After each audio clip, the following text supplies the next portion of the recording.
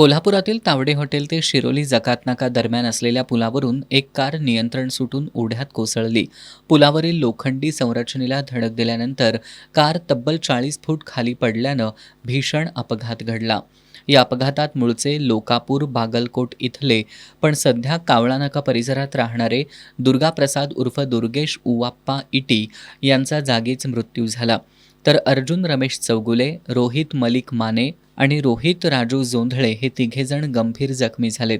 प्राथमिक माहितीनुसार हे चौघेजण तावडे हॉटेल चौक परिसरात बाजारासाठी गेले होते.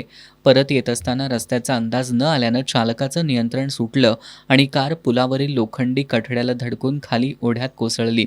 अपघाताची माहिती मिळताच स्थानिक नागरिक आणि पोलीस तसंच बचाव पथकानं घटनास्थळी धाव घेतली.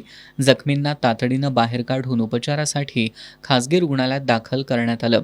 अपघातानंतर घटनास्थळी नागरिक आणि बघ्यांची मोठी गर्दी झाल्यानं तावडे हॉटेल ते कावळानाका परिसरावर काही काळ वाहतूक कोंडी निर्माण झाली होती.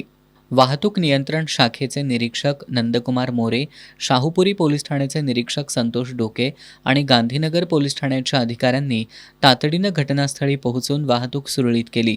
अपघाताचं नेमकं कारण काय याचा तपास पोलिसांकडून सुरू आहे.